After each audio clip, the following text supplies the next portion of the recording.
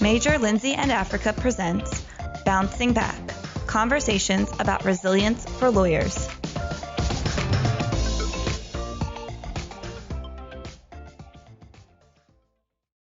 Welcome to Bouncing Back, Resilience for Lawyers. This podcast is brought to you by Major, Lindsay, and Africa, the global leader in legal search and consulting. I'm your host, Rebecca Glatzer. I'm a managing director in the associate practice group at Major, Lindsay, and Africa. In this podcast, I'll speak to successful professionals about the hiccups, bumps, bruises, and setbacks they've experienced in their careers and personal lives, and how they ultimately bounced back from those experiences to thrive. Today, my guest is Roshal Marshall. Roshal is Managing Chief Counsel, Enterprise Data Privacy, Security, and Technology Law at McKesson Corporation, a Fortune 9 company and one of the world's largest providers of pharmaceuticals, medical supplies, health information technology products, and services. At McKesson, Roshal leads a team of lawyers providing advice to the enterprise and affiliated business units on a broad range of data privacy, cybersecurity, and technology matters. Prior to joining McKesson, Roshal had several positions as Associate General Counsel at Tufts Medical Center in Boston, Massachusetts, in-house counsel, regulatory compliance at DeKalb Medical in Atlanta, Georgia, and was an associate at Sutherland, Asbill, and Brennan. Roshal also serves on the Data Privacy and Integrity Advisory Committee of the U.S. Department of Homeland Security and as a strategic advisor to a fintech company. Roshal earned a JD from Emory University Law School and a BA cum laude from Lawrence University. Roshal, thank you for being my guest today. Thank you for having me, Rebecca. We'll get right into it. In a prior conversation, you mentioned to me that you were one of the lucky ones who graduated at the height of the Great Recession in 2009 with a big law job. How was that experience for you? It was an interesting one, to say the least. Yes, I graduated in 2009. During the height of the Great Recession. I was, as you said, lucky to get a job in a litigation group of a big law firm. And I really felt that. I felt lucky enough to have a job, even if it was deferred for a few months. I didn't start, until I think January 2010. And lucky for a couple of reasons. A couple of my peers were going into corporate and real estate groups, and their offers were rescinded because, if you remember, everything around the corporate industry collapsing at that time. And so I was just grateful to have somewhere to go to work, especially because I was an international student and needed a sponsored work visa to stay in the country. So getting one at the time felt a little bit like winning the lottery. And so I go into the litigation group, and I just knew that it was going to be great because my dad was a litigator and he loved it, and he'd been telling me my whole life that I should just go be a lawyer. and so like the good firstborn I am, I listened. And so, here I am preparing to be this great litigator, and it was a struggle from the start. If you remember, business at firms at that time was pretty slow, and so making hours was just hard. And I didn't even know I was capable of that level of anxiety, to be honest. Right? I felt like I had to justify through hours my reason for being at the firm to stay employed, but also to keep my visa. And I hated it. And I didn't know it was possible to hate something that much. I thought, pay me twice a week, I'm good. Or pay me twice a month, I'm good. And I learned through that experience that I needed a bit more than that. And I had to come to grips with the fact that it was I was struggling. It was hard. I was finding it difficult to get through the days, and I eventually just confided in my mentor, who helped me figure out my next steps. He helped me realize that I wasn't a failure for struggling in this particular position, and that I had something to offer someone else. And he helped me land my first in-house interview at a hospital system. And yeah. I was going to say it's amazing because what year were you? Was this the first year of you being in private practice that you landed that job, or was it, a couple of years where you struggled?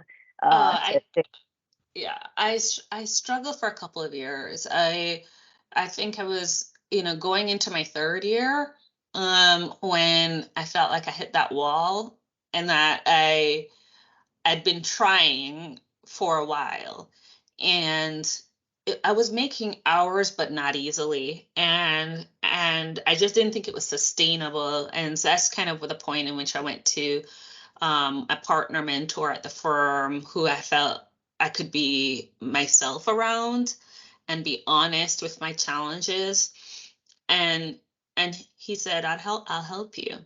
And he did. And he helped me get this interview at this hospital system. And I had no idea that healthcare law could be something I could do because I was in litigation group. I didn't know, you know what I mean? Right. That's such a tricky transition. And I was going to say too, I mean, as I'm listening to you tell your story, Roshal, a couple of things pop out to me.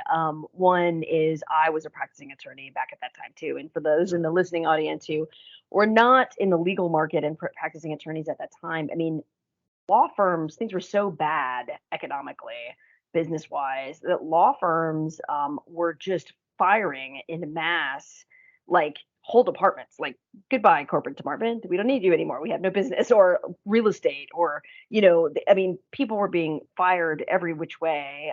There were no jobs to be had, and I'm sure for you it's like, okay, not only do I need this because I need a job, I have probably student loans to pay for. There's these expectations because my dad is a lawyer and he's a litigator. And then also to stay in the country, you couldn't just quit. There was nowhere else to go. There was no other alternatives. You couldn't quit. You're right. It was a mass exodus from so many firms, including my own, in terms of people being, just summarily fired. And I had insane amount of student loan debt. And I knew that if I went back home to Jamaica, where I'm from, I couldn't earn enough in Jamaican dollars to pay that student loan back. And because I was an international student, I had co-signers for my loans, family members. So Yeah. I had to keep the job, Yes. Yeah. Goodness gracious. And so I felt the weight on my shoulders, the weight of, expectation, but also the financial burden that I placed my family members in. And I knew I had to make it work. I just didn't know how. And that's sort of the kind of, for me, the breaking point of going to a mentor and saying, I'm struggling. I don't know how to get myself out of this. Yep. And totally. No, that makes sense. Let me ask you a question about the mentor. Mm-hmm.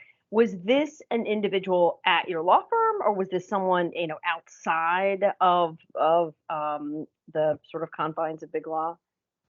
So it was a person at my law firm, actually, okay. And he was my associate mentor. When you summer at a firm, they sometimes give you what's called an associate mentor and a partner mentor. And the associate mentor is someone who's an associate who's supposed to be the person you can ask the stupid questions to, right? That you're too ashamed to ask the partner, right? Where's the copier? Exactly. How do I get reimbursed for my lunch? Exactly, right? And so when I summered, he was my associate mentor. And by the time I graduated law school, he had made partner. And so we had that. I asked him, untold amount of stupid questions during my summer, and had a close relationship where I could be real. And I think he saw me, as a friend and a colleague, but maybe even as a little sister. And so was always very warm and kind with his time. And, as a partner, sometimes that's hard to come by. Yes, very hard. I mean, the billing in 6-minute increments does not leave a lot of time for chit chat and mentoring. And I think that's wonderful that you managed to get connected to him. So tell me a little bit about that conversation for our listening audience, for those people who might be in a situation, akin to yours where you were, and are looking to make a change and are looking to do something different. How did that conversation or conversations with the mentor go?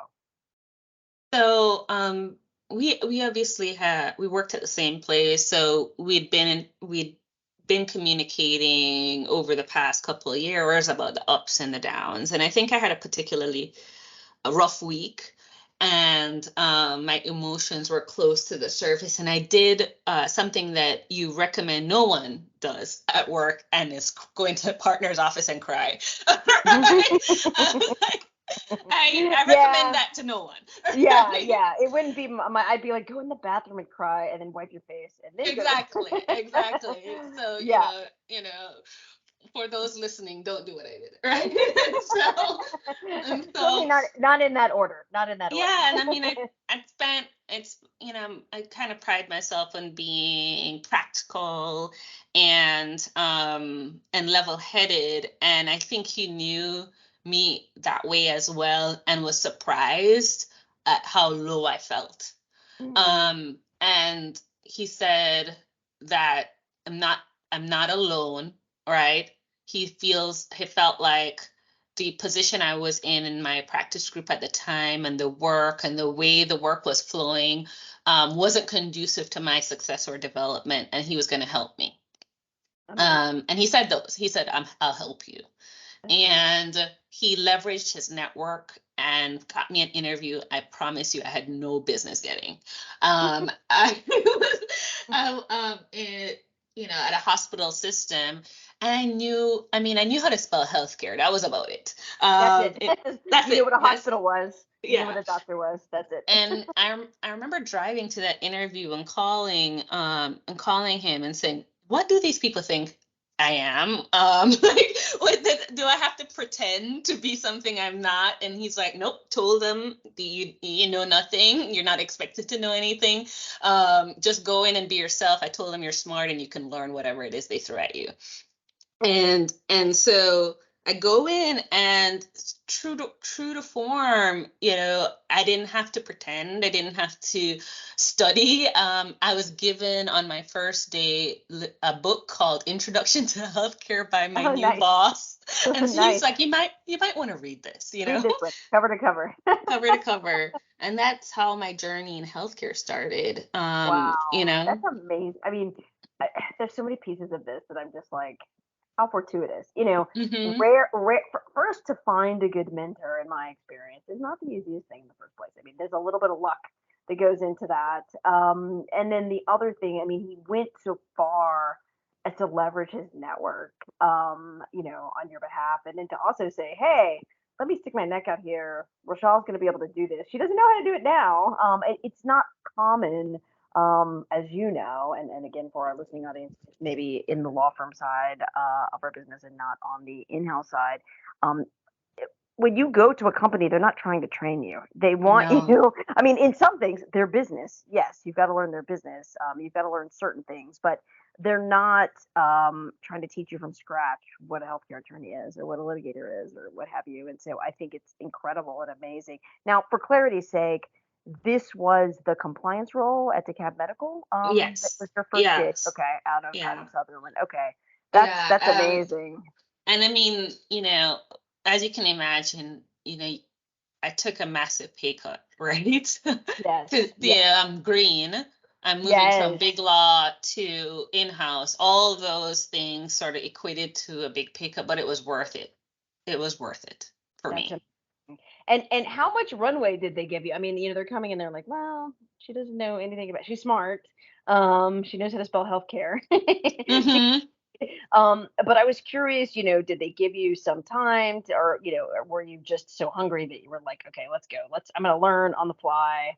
How did that work? Because I'm imagining you felt like a fish out of water, like when Yeah, you took that job. I did feel like a fish out of water. And I've had that feeling, being a fish out of water, several times in my life. So I suppose that Mhm. maybe I was used to it. But I didn't really have that much of a runway because the legal department was two people, right? And Okay, okay. two or three people. And so I had to kind of learn by doing, but what I did have was a very supportive boss who rightfully so micromanaged at the beginning. So I didn't have anywhere really to fall flat on my face because he was there supporting me, looking, reading over, making sure that I had the right clauses in the contracts, or I reviewed the right laws and came to the right conclusion. And so eventually he let the reins go a bit, but in that early stage I had to jump in, but he was my backstop. Yeah, no, that's great. Because there are other places, that'll be very sink or swim. Even if you're coming, from let's say 6 years, 7 years, 8 years, 9 years of practicing in big law, depending on the capacity of the people in that in-house legal department, they may not have time to look over your shoulder, and I think that's wonderful that you had that opportunity as well. I imagine, were there still hiccups in that regard, being that you were learning this on the fly? Were there kind of places where it didn't go completely smoothly in that first gig at DeKalb Medical? I mean, sure. I mean, you get the wrong answer. The answer should have been clear, and you came to the wrong conclusion, or you have to prove your mettle a little bit more in that circumstance to earn the loosening of the reins, so to speak. And I think there are times where I felt both pressure and the style of management were limiting, but looking back at it, it was necessary. I knew that my general counsel was invested in my success, and this was the way he was going to go about helping me get there. Gotcha. And it makes all the difference in the world when you feel like people want you to succeed. You can work through a lot. You can be embarrassed and fail in front of your new boss, but no, because he's so gracious that it doesn't prevent him from seeing your capabilities the next time around. Agreed. You said something to me that is so poignant, and I think something that employers really need to think about. You said, you can essentially fail a million times if you know that the boss and the team behind you is rooting for you. I've been in the opposite situation, and then I've been in that situation where you feel more comfortable taking risks and making failures, because they're still going to pick you back up and brush you, pat you on the back, brush you off, and say, okay, go ahead, try again, please. And I think that's, again, a wonderful environment because they're not all the same. How did the DeKalb Medical role lead to the one at Tufts and then your current job? Sure. I said been in DeKalb Medical and learning on the fly. One of the great things about DeKalb Medical was that it was a hospital system, but it was also sort of the little engine that could relative to the Emory hospital system. And so it had less resources, which meant as a lawyer, you had a lot of opportunity to practice. If that makes sense. It's not this big legal department. Yes. And so I was enjoying it. All's well. And my boyfriend turned fiance matches at Harvard in Boston. And we had met in grad school, and it was not love at first sight, but I love it. Close enough. And so we dated, and then so he matches in Boston, and we spent some time apart and decided that we wanted to, as you would with your fiance, soon to be husband, live together. And so I had to figure out how to get to Boston. Yes. And I was gonna say I've done the long distance thing, and I had a long distance relationship with my wife the entirety of the time I was in law school. And I don't recommend it. It's hard on the relationship. It's not good. It's not the easiest thing in the world, and so but here's the thing. I didn't really know anyone in Massachusetts or Boston. I certainly wasn't barred there. I didn't exactly know how to get there. And so I just told everybody I knew, who I went to law school with, worked at DeKalb, worked at a firm, that was what I was trying to get to. I was trying to find a position in Boston. And so a friend of a friend, a friend met a partner in Boston at Holland and Knight, and I just asked if he would sit with me to talk with me to tell me about how the Boston legal market was structured, give me any tips. And he did. He sat with me and he said, you should meet the general counsel of partners, which is the Harvard healthcare system. And so I did that. I mean, he was kind, and he met with me and told me, he didn't have a position at his hospital system, but he had just hired someone from Tufts. So he believes they have an opening. And he gave me the name and number for the associate general counsel at Tufts. And so I cold emailed him and said, "Hey, I'm trying to, you don't I got know your me. number, I got your contact information from the general counsel at Partners. I understand you may have an opening. I'm very interested in moving to Boston. Would you have a moment to talk with me about the possibilities?" And he responded that day, said, "Actually, I am looking. And would you come to Massachusetts that weekend?" And so I swiped my card without thinking about it. Right? I was like, I'll think about this later, because think about it. You're buying you're buying a plane ticket the week of travel. It's not cheap. Right? No, and you're like, I don't know if it's going to lead to a job or not. And you're like, you don't know me from anyone, right? You're just like going on blind faith and going on blind faith. And so show up. I guess I should show up. I just show up. And so I flew to Boston. He wanted to meet near his home in New Hampshire. My fiance drove me to New Hampshire, and I proceeded to have the longest interview of my life. I think it was like 4 hours. Wow. Because he's just a very sociable person. So it was more like a social / interview meeting. And that's how I got the job at Tufts. That's phenomenal. I mean, to me, one of the things, there's a couple of things I think, that stand out. I mean, one, I tell candidates a lot, especially those that are trying to make that leap from law firm to in-house, is, most people find their first, second, third in-house job, not through job boards, not through a recruiter, but through networking, through talking to people at their firm, talking to clients, talking to friends, people you went to law school with. And you're sort of a textbook example of that, and kind of putting yourself out there. And, I'm sure there are plenty of people in the course of those conversations you were having with, the Holland and Knight attorney and, the Harvard medical group, like healthcare group, I'm not hiring right now. I don't know anyone, but you just kept going at it, and ultimately, resulted in this, amazing opportunity.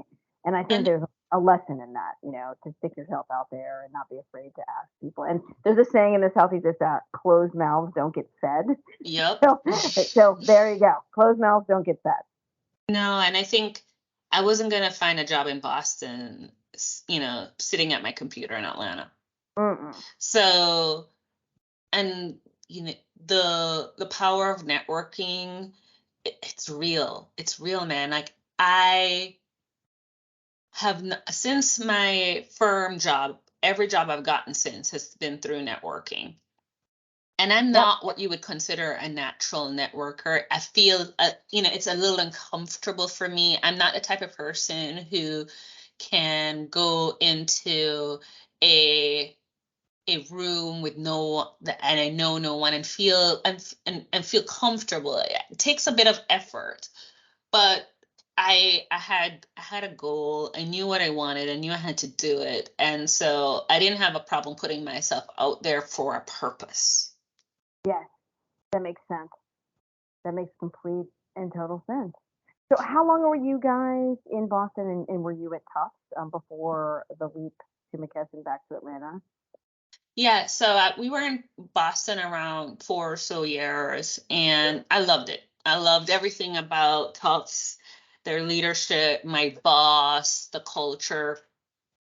I felt I felt in a lot of ways I grew up as a lawyer at Tufts because I had again just another great boss who believed in me and would just throw things at me, and was always famous for saying, you'll figure it out. You're smart. You'll figure it out. You're smart. You'll figure it out. You'll I smart. have You'll faith figure it out. I love it. and That's and great. and so I got to do M&A deals, and I got to I got to manage the legal affairs of our compliance and our pharmacy, things that things that wouldn't have been opportunities at non-academic medical centers. I got to do research, things like that, research law and things like that. And so it was a great proving ground for a healthcare lawyer. You got to see a little bit of everything, and you got to hone your skills in healthcare law in particular. And so when my now husband graduates residency, we have now one child, and we decided to move back to Atlanta to raise our family. It was great for him. It created great opportunities for him. I was already barred in Georgia, and great opportunities for me. And Tufts allowed me to work remotely from Atlanta for a while. And so we moved back. And so I'm working remotely. I have another child, and it's going well and for a while. And around the time when my daughter turns 2, so now I have a 3-year-old and a 2-year-old, and I start to feel an itch, like I'm ready for something more. And in part because I was remote at Tufts before remote was a thing. So they're in a conference room, I'm on the phone. They're still hanging around each other at work, and I am off in Atlanta at my home office. And so I started to feel disconnected.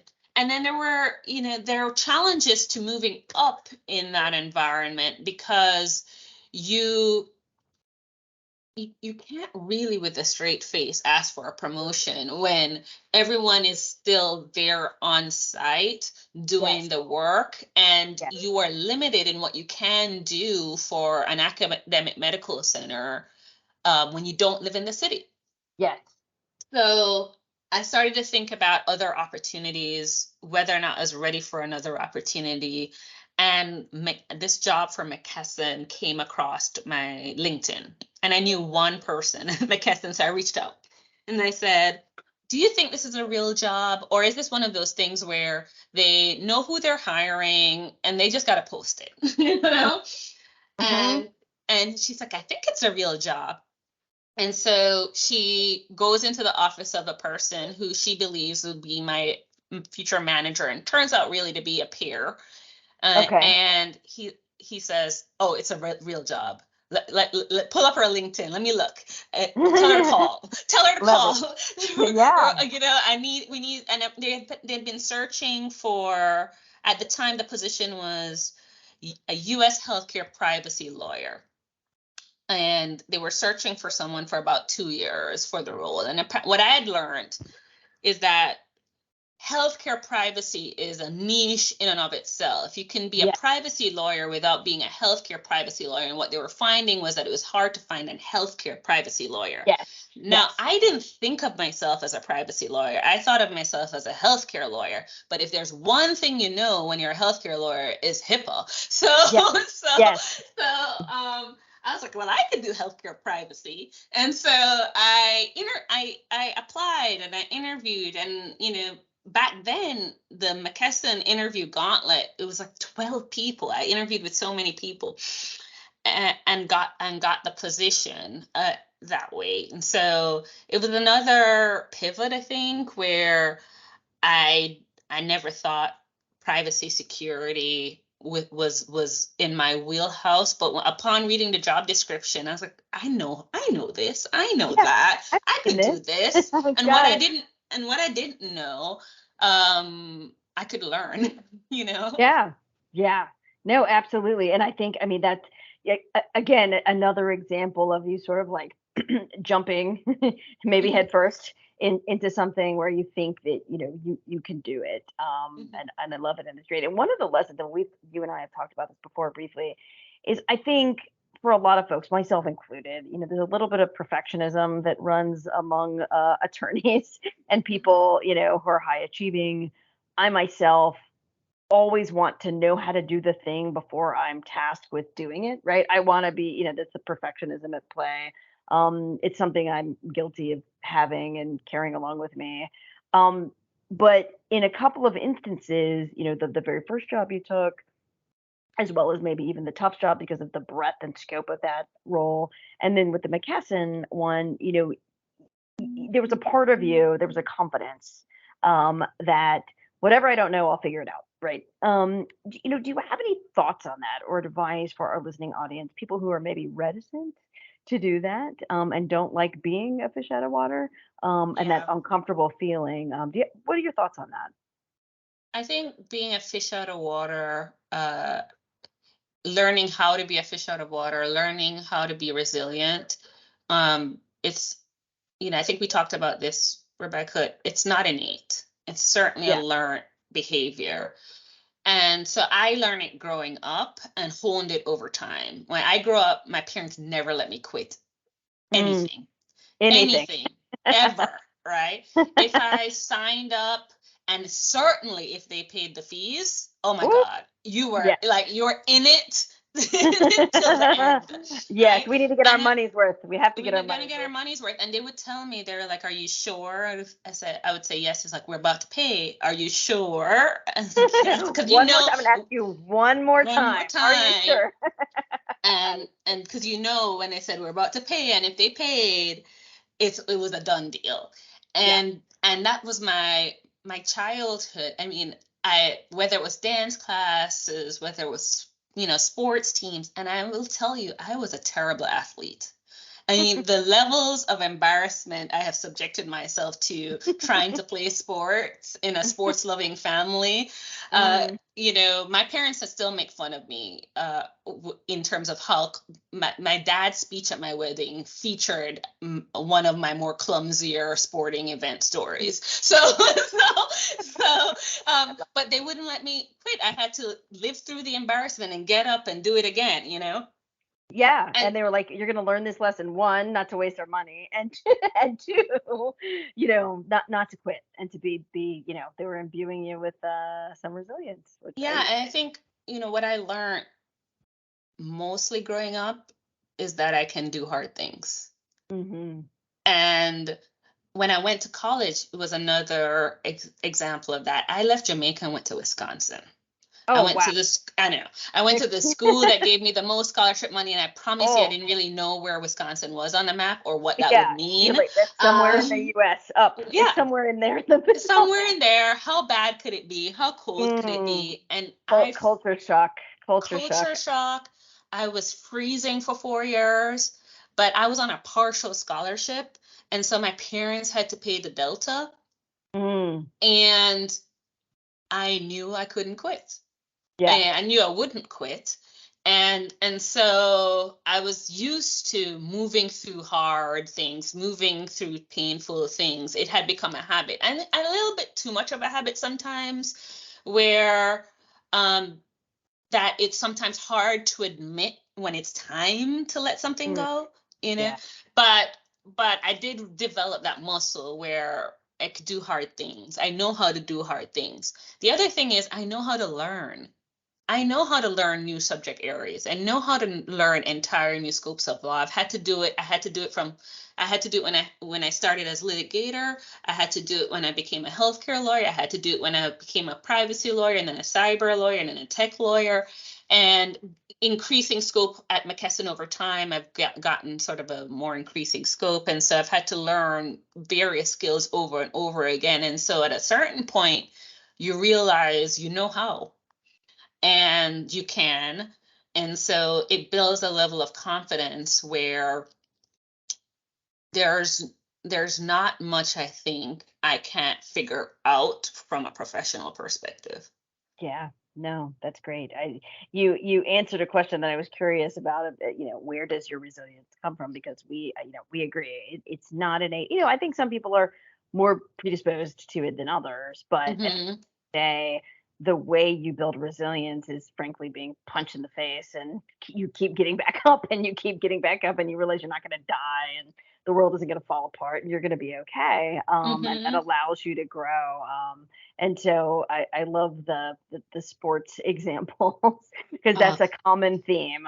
most Learning of my nightmares of me which failing which comically at sports. Yes, I love it. I love it in the face of, as I say, a family that seems to be apparently very athletic. So I love that as an example. Well, this has been super helpful. One last question that I want to ask you, Rochelle, and it's again kind of goes with our theme, your theme throughout the career of being resilient, and the theme of this podcast. I think the last few years in particular have been really, really difficult for everyone due to COVID, world events, the growth of the Black Lives Matter movement. I could go on and on and on. And also just the kind of upheaval in our profession, right? You've seen these mergers and during 2020, furloughs and layoffs and that sort of thing. What advice would you give newly minted attorneys who, have kind of gone straight through, have been successful throughout their entire lives, but are now in a career where they may not have experienced this kind of tumult or these setbacks? What would you say to them? You're not alone. Many of us have had to overcome similar setbacks, and I can share with you some of the things that have helped me uh, figure out my own direction and how to chart my own course. I think it's really helpful if you understand your own values and what matters to you. So, I'm at the law firm and I'm struggling, in a lot of dimensions.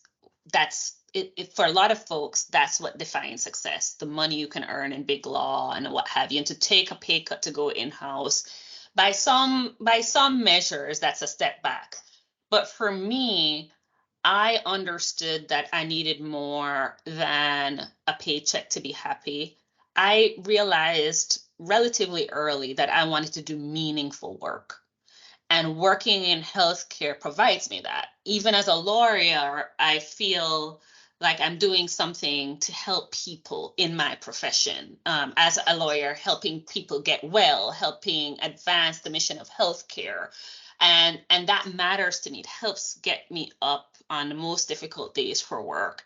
And so figure out what your values are, what matters to you, because through the tumultuous times, you're going to have to figure out where is true north and steer your ship that way at all times. And sometimes it has to be incremental. So overnight success is very challenging and sometimes rare. And you need to be thoughtful about where is the North Star to through the winding roads to get there to what success is for you. And then if there's anything from my story, I think it's the power of trusted advisors and trusted colleagues and friends. I've leaned on them so many times, even just to understand my own mind. Why am I miserable right now? Right? Yeah, yeah. How do I get up? Sometimes I wasn't even aware of the possibilities. I didn't think I could move from litigation to healthcare. Healthcare wasn't even on my radar. That was presented by an advisor. And so, don't be alone in your negative thoughts and in your and be too solitary, because sometimes you can't even see what's in front of you or what the possibilities could be. And so find those trusted people, and don't be ashamed to lean on them sometimes.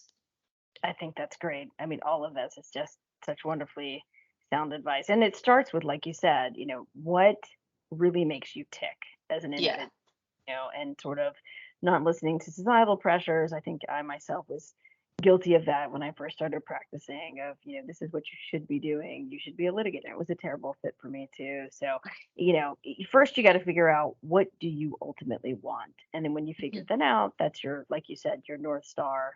in guiding all of your actions going forward. Well, this was wonderful, Roshal. I really appreciate you giving me so much of your time, being so open and honest with me and our listeners today about your personal life and your career. I got a lot out of this conversation, and I know that they will too. And I sincerely appreciate your time.